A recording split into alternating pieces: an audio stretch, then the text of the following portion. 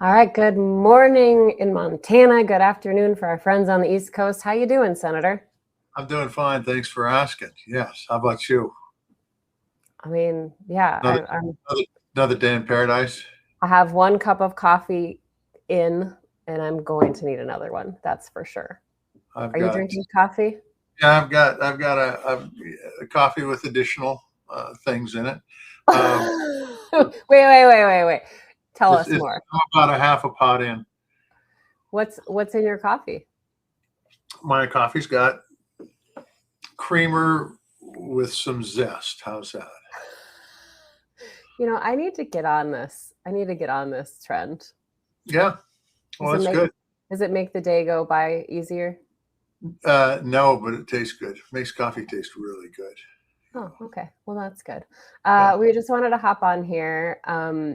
Our last episode was on Monday, and we had the Rachel Maddow on, and I'm Yeah. still getting feedback from it. How about you, Senator? I mean, it was just a really wide-ranging conversation that, I mean, I still am thinking about some of the things she said. Yeah. No, I got good feedback from it too. I think that she offered up some perspective that people need to hear. And I think, her last statement about constitutional republic, and if you want that, you're on the team. Forget about all the other crap because these guys, as witnessed by Pam Bondi the day before yesterday, these guys don't really care about the Constitution, and they really don't care about checks and balances, and they really don't care about anything but, quite honestly, it's been said before, so I might as well say it. They don't care about anything but their own wallet.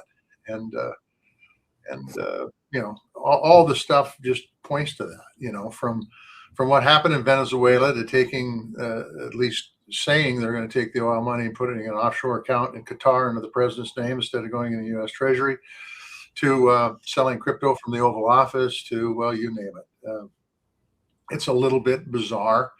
And as I see the carrier group, and I don't know if we're going to talk about this today or not, I don't want to take away any of your thunder, Marisa, but as I see the second carrier group heading to the Middle East, I mean, these guys are working like hell to get us into a war. And there's plenty of folks out there that want them to do it. But I can't imagine that actions in Iran will be the same as they were in Venezuela. I'll tell you that. Yeah, there's just so much to watch. And somebody just asked me, "Did you hear about this?" And I hadn't. And it's because we're just inundated with these Yeah, headlines. there's so much crap going on. Congress is absolutely AWOL, continue to be AWOL on most issues, although there's a couple that have shown up lately that I commend them for. They need to do more of that. They need to reestablish the legislative branch's uh, authority within our country because it hasn't been much the last year. And the part that upsets me is not only are they not around on a lot of these issues that are really important to this country, but after talking to some of the folks in the Senate that are still there, a lot of them don't even care to get informed on what's going on. They just, well, I didn't know about that, or I didn't know about that. Well, guess what? If you're in the House or you're in the Senate, it's your job to know about that. If you don't know about that, you should be somewhat ashamed, and you got to go out and educate yourself. That's part of your job, is to find out what's going on in this country so that you can react appropriately. But it's just the way it is.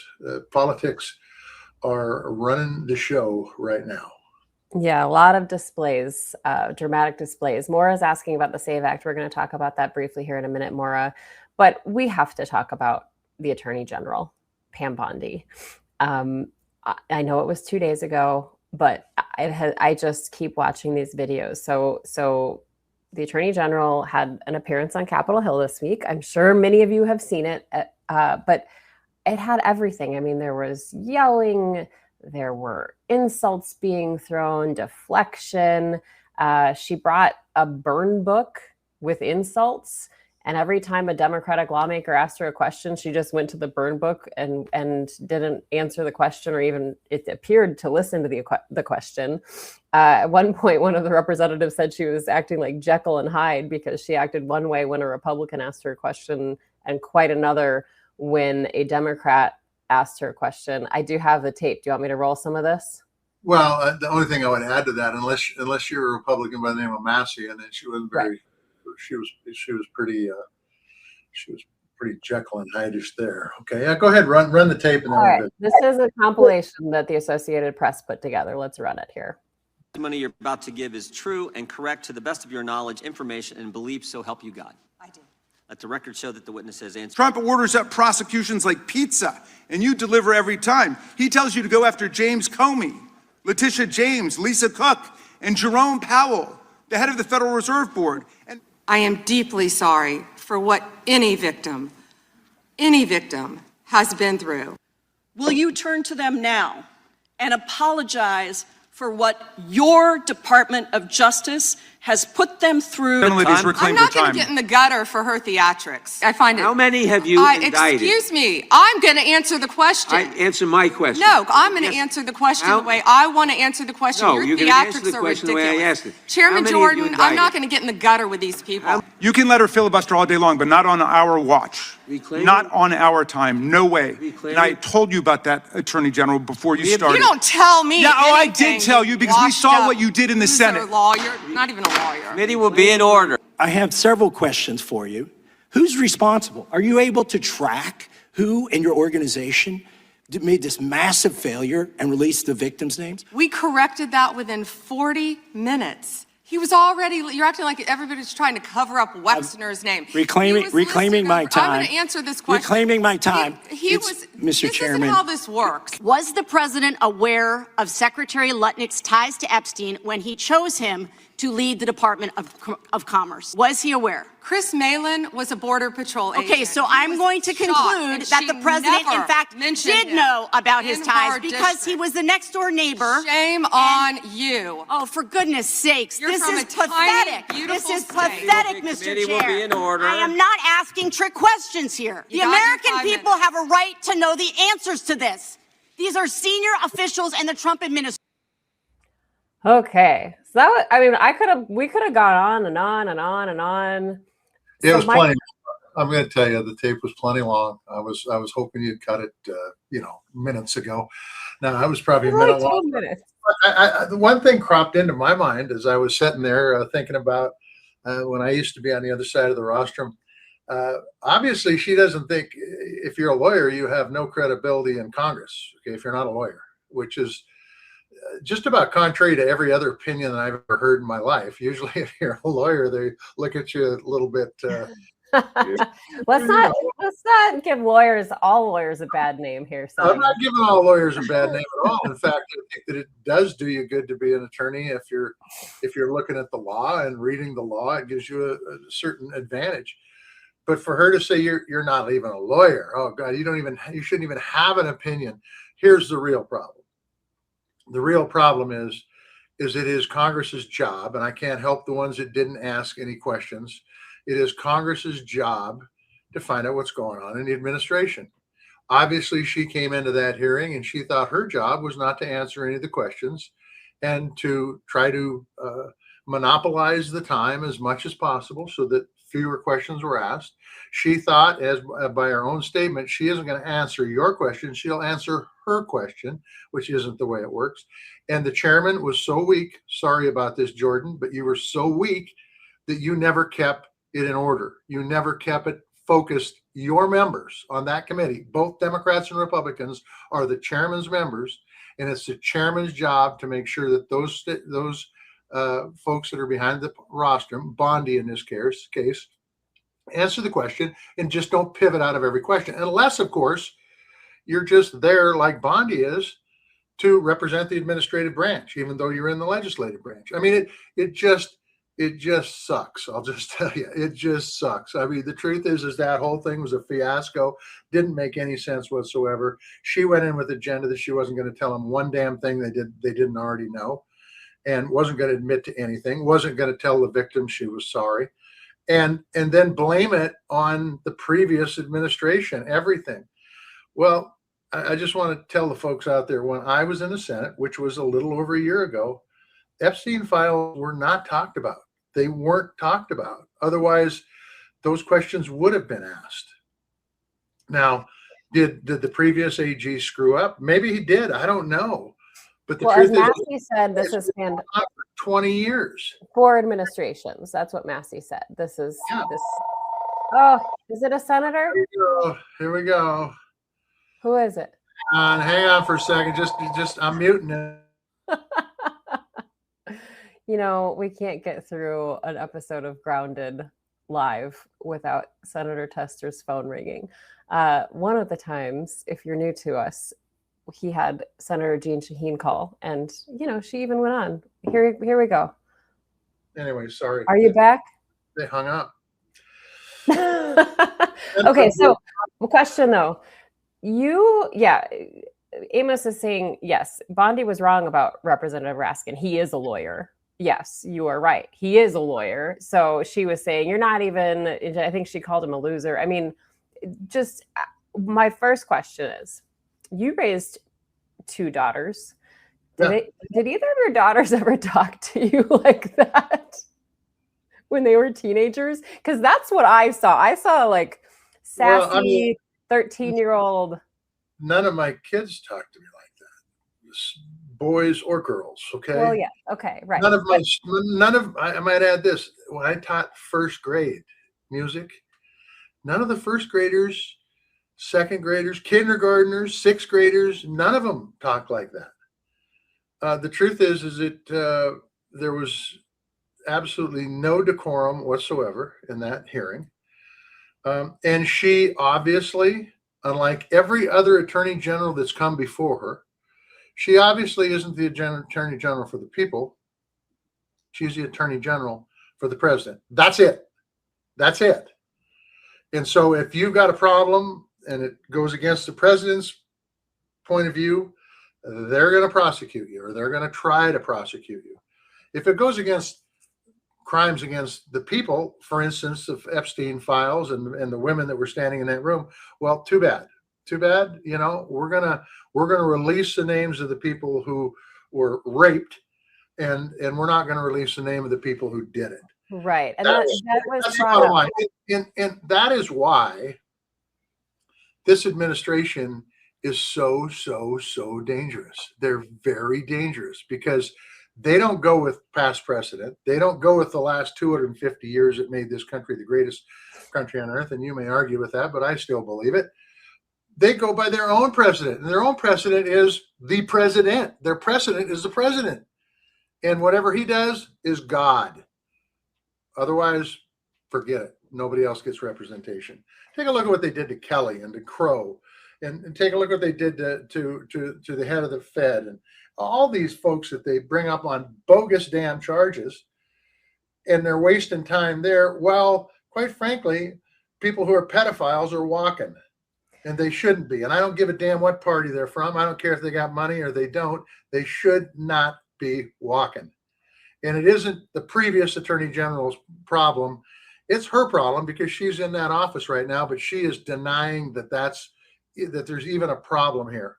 If you don't believe me, watch the hearings. It's disgusting. It truly is. At one point, she was asked about it, and she started bringing up the stock market and the Dow, and it was anything to pivot. So many non sequiturs, and we need to mention that the survivors, so many of their names were released unredacted. Absolutely. And they told NBC some of them feel like that was done on purpose to intimidate them. And I don't know if that is an accurate statement, but you can't undo that. You can't undo that harm. You can't say, oopsie. I mean, they're more worried about redacting names of the co-conspirators than they are the survivors. 100% correct. I do want to. The names that I've seen are very powerful people, so they want to protect their powerful base. You know, I got to tell you, Maritza, I saw that hearing and it was disgusting. And she isn't the only one, by the way. This happens with regularity when they bring folks in front of the administration and talk to them. But you know, I hope she sleeps well at night. I hope she looks up at the ceiling and says, you know, I really did the people's work today as Attorney General, because she hasn't. She hasn't fulfilled her job. She took that oath at the beginning of that hearing. I don't think she heard what she was saying when she took the oath. truthfully. Took the oath as a matter of course. We're just going to get this out of the road. It doesn't mean a damn thing. Well, guess what? It's an oath. It's given for a reason, so that you tell the truth and so that you're honest and forthcoming. But none of that occurred in that hearing. It was disgraceful. What would you? I've been dying to like create this scenario in my head. I want to like envision Senator Jon Tester up there asking a question and her talking to you like that. What would you have done? I might have used your quote and said, my kids wouldn't talk to me that way. The students that I had in grade school, elementary school, wouldn't talk to me that way. I don't know what the hell, how your parents raised you, but they failed miserably. And then let her go off and talk about what a horrible farmer I am, or how I, whatever I did, whatever she has in her burn book on. Yeah, I want to see that page. It's ridiculous. I mean, it truly is ridiculous. I mean, they ought to get a burn book on her. I bet she's got a rap sheet a mile long. Well, and the other thing that was revealed in that burn book, a photographer snapped a photo, and it showed like this chart of what Representative Jayapal searched in the Epstein files 2 days earlier. And that did prompt House Speaker Mike Johnson to come out and say, oh, hey, we don't think you should do that. DOJ shouldn't be tracking the searches that our lawmakers are conducting in these Epstein files. I mean, what does that tell you? They're paying close attention to what, not only what they're searching, but then bringing the receipts to the hearing. Well, I mean, it just, first of all, Johnson saying that is nothing more than words. Did he put anything behind it? Did he put any penalties behind it? Did he tell them that if they did it again, there was going to be severe consequences? No. I mean, it's just words. And it is a word of opposition, which, congratulations, he finally stood up to something the administration did. But it shouldn't be surprising to anybody that they track what these senators and House members are doing when they're on their turf. It shouldn't be surprising. It should be almost be expected. That's what they do. Andy is saying good morning, but also asking if you think there's any chance Bondi will resign or be fired. No on both. I mean, if you watched her reaction during that hearing, she did exactly what she wanted to do. That wasn't a reaction to the questions. She walked in, this was all pre-thought, it was all done. And she doesn't care if she gets criticism for it. She just doesn't care. I mean, she's gotten criticism before. We had the lawman on this show twice now, and he said she was an honorable person. Man, I'll tell you, I haven't seen it. I have not seen that at all. She does not indicate to me that she knows right from wrong at all. At all. And so now she's not going to quit. She's not going to get fired. She's doing the president's bidding right now. Yeah. Okay. There's so much. We could just talk all about this, but let's move on. I want to touch on this with the asterisk on it that we are going to do a much larger episode, and I'm working on booking that right now, about just elections in general and what we should expect as we approach the midterms here this year. Gosh, it's only not, 8 months away? Can't do math. Yeah. 9 months away? It's 9 months away. Oh, boy. Another call. What the hell? You to take it? Oh, we're on mute again, folks. Okay, so let's talk about the SAVE Act, and Senator Tester will rejoin us here when he's off his call. The House passed the SAVE Act. We did an entire episode on this last year. And so the House passes this. It's basically just an overhaul to our elections, puts all kinds of restrictions around voting. Specifically, though, it will make it harder for married women to register to vote if you've changed your name. We've heard a lot of people say, yeah, well, that shouldn't matter. The real ID will get you by. That's not true. And our friend Sharon McMahon has been just a valuable resource in kind of cutting through the lies on this. She's basically equating this to a poll tax, Senator. But the actual bill of the text says that a real ID that indicates your citizenship, not real IDs indicate your citizenship. The real ID will work only if it indicates your citizenship. Well, guess what? Only 5 states offer those special real IDs. They are not the standard ones issued either. You need to apply for those special real IDs. This will affect an estimated 69 million American women. 4 million men, by the way, who don't have birth certificates that match their current legal name. And let me just remind you, to get a passport, it costs about $165. And to get a copy of your birth certificate, it's anywhere between $15 and $40. So this is a real barrier for a lot of people. Not everybody has an extra $5 lying around. So what do you think, Senator? I don't think this is about voting at all. I think this is about making sure people can't vote. The voter fraud in this country doesn't exist. There's been many, many studies that show that it's little to none. And for those folks out there that want to make this tougher for certain people to vote, it's about stopping people from vote. Look, when I got in the state legislature, the year was 1999, I got assigned a state administration which deals with voting. Both parties work together. In fact, I worked with one of the most conservative Republicans in the state legislature to make voting easier, to make it more accessible, to make it so more people could vote. That has changed now. And now it is about, look, the House passed it. The Republican House of Representatives passed it. It would probably pass the the Republican Senate too if there wasn't a filibuster. And so keep that in mind for the folks who want to do away with the filibuster. But the bottom line is that this is about restricting voting in this country, and there is no doubt about it. It's going to impact places that are unfortunately need to have their voices heard. Indian country, rural America, the list goes on. Yeah. So you don't think it'll pass the Senate? No, I don't think it'll get 60 votes for sure. Well, this is one of. To be honest with you, I think there's a number of Republicans in the Senate that aren't going to vote for it either. Lisa Murkowski's one that's already expressed hesitation about it. But this is one, this is an issue. If it's important to you, this is certainly something to start calling about. Okay, let's talk about DHS because I might add one more thing. There's a lot of silly damn stuff that goes into the House that people drop in as bills that never see the light of day. This was a silly one that the House actually passed.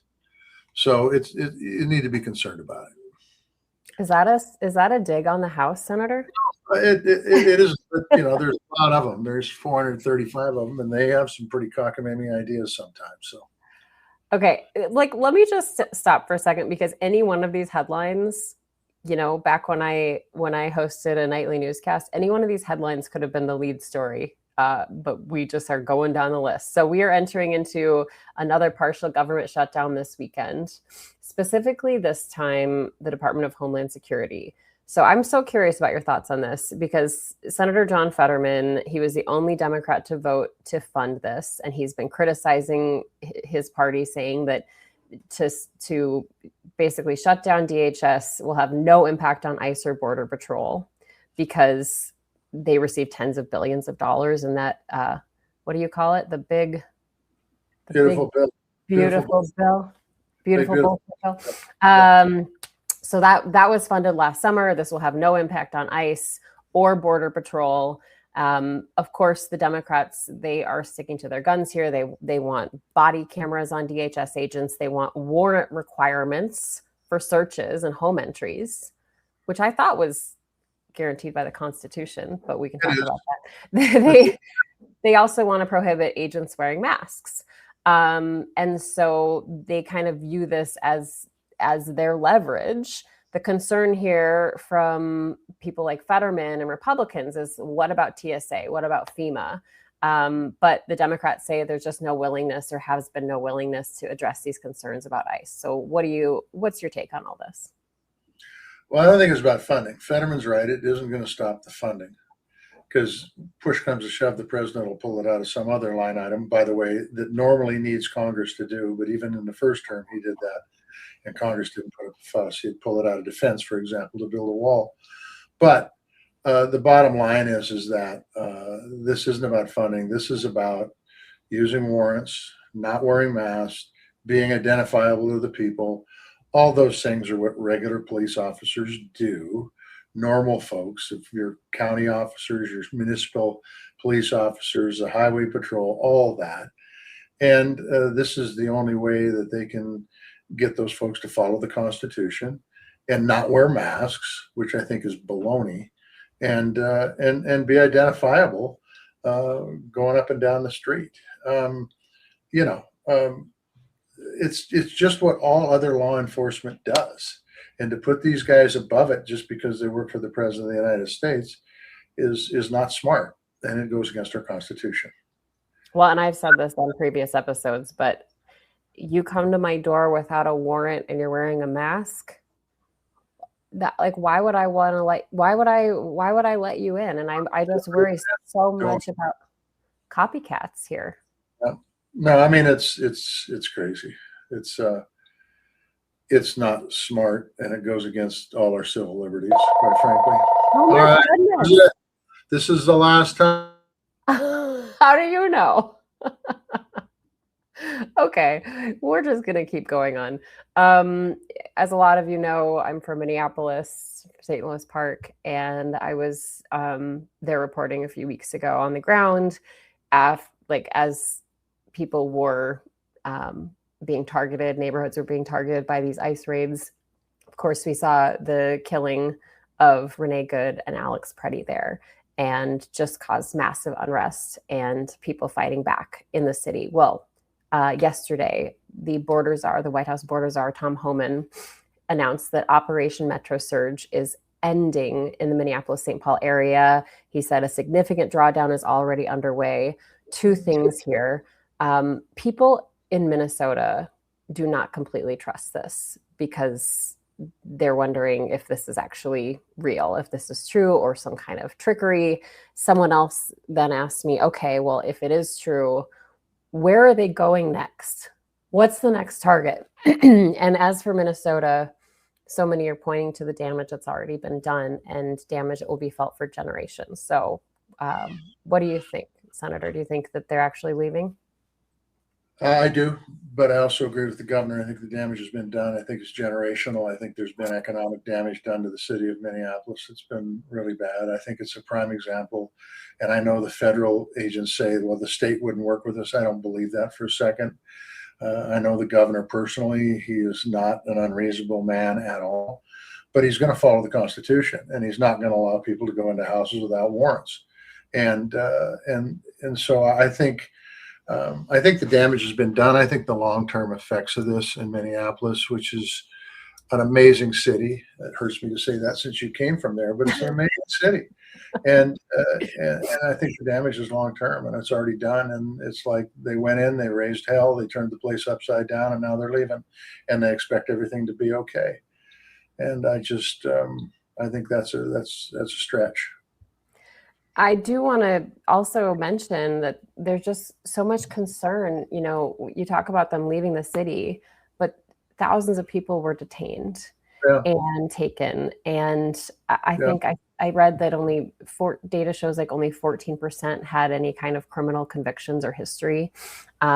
So that's one thing. Go ahead. Yeah, and what is that 14%? The fact that they crossed into the country illegally, which is a crime. But it's not like robbing a bank. You know, it's not like it's not like taking advantage of 14-year-old girls. Okay, it's not like that. So I wonder what that 14% is. I mean, there was a guy that runs a diesel shop in Floyd, Montana, that got taken out of the country because he came into the country illegally. Look, the government has every right to do that. But I'm not sure those are the kind of people that people say, well, they're criminals, because I think that's a different kind of breaking of the law myself. Main Street Montana on our Substack chat is saying that any vacations people plan this year should go to Minneapolis and spend money there. I agree. And if you need advice or you just need someone to hype up Minneapolis, I'm your girl. Minneapolis is such a wonderful place. Really, just it's highly underrated city.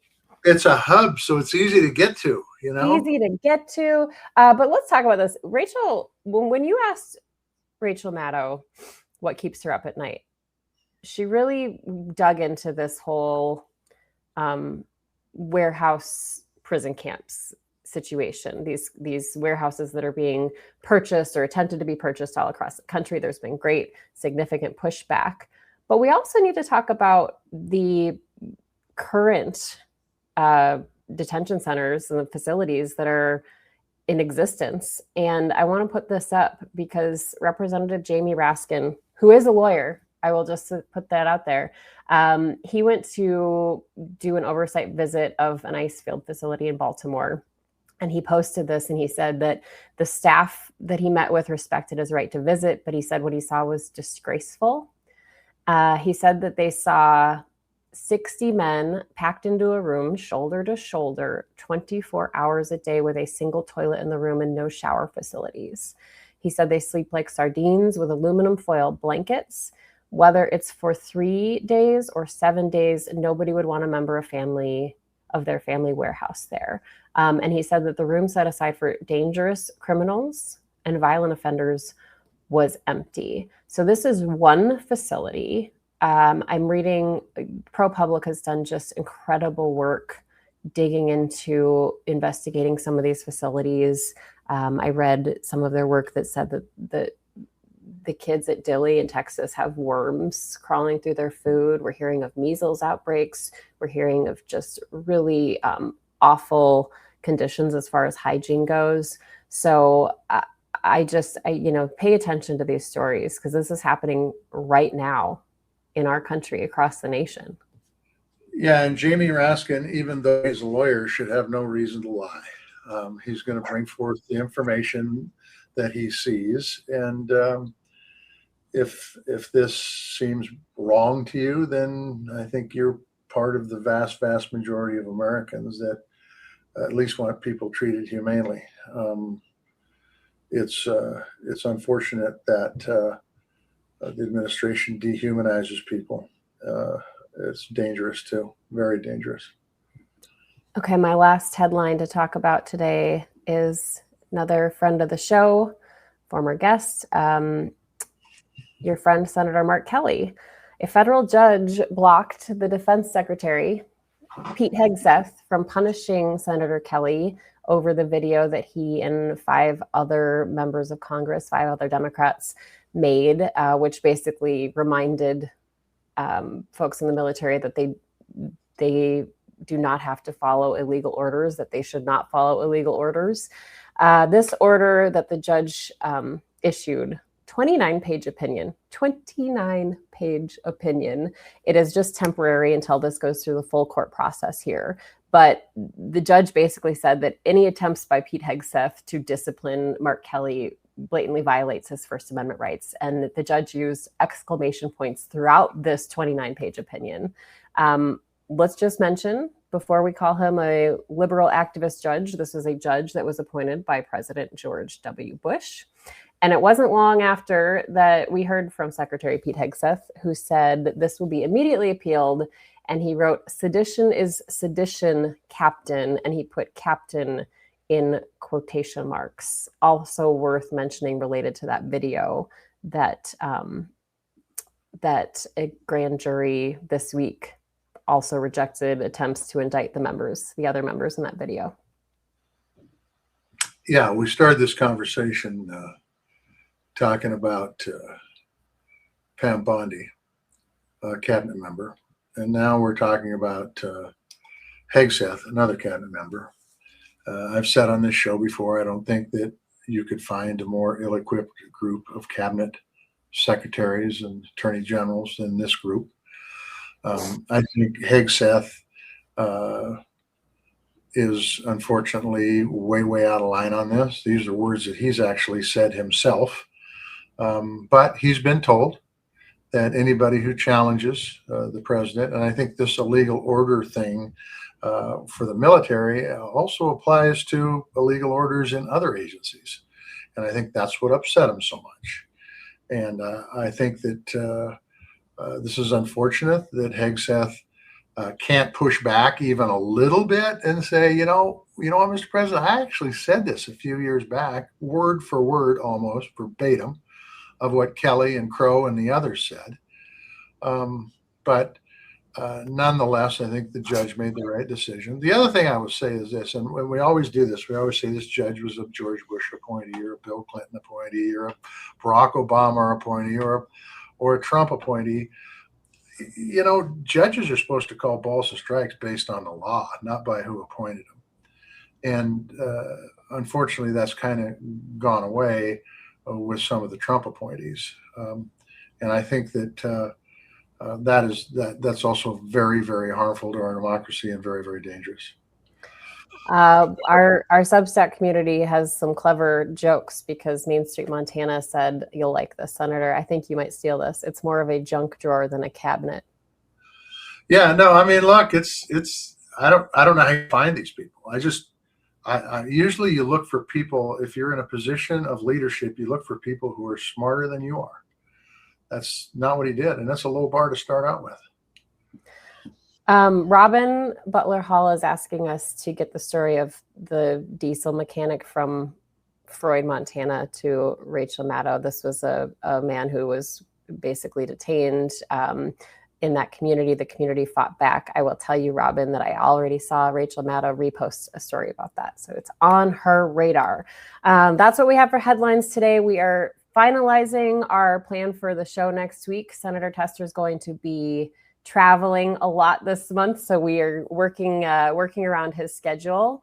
But I promise you, we have a lot of really great guests already lined up. So we are going to finalize that. I have to ask you about your hat because that's what we do at the end of our show. And this is going to give me a chuckle. Tell me what this hat is about, Senator Tester. I can't tell you what this hat's about.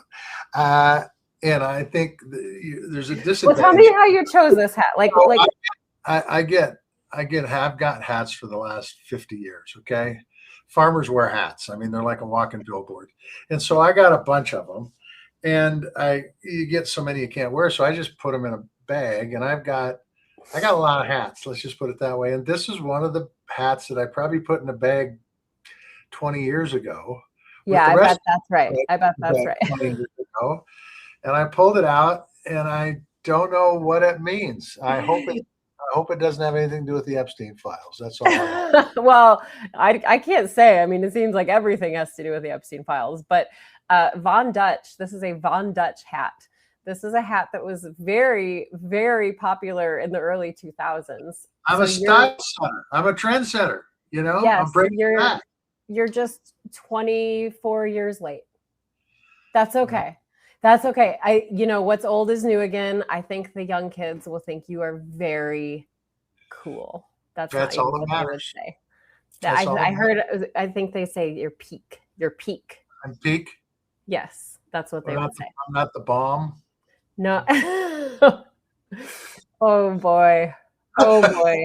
You're so cool, Senator. You're very cool. All right. We want to thank everybody for joining us, hopping on.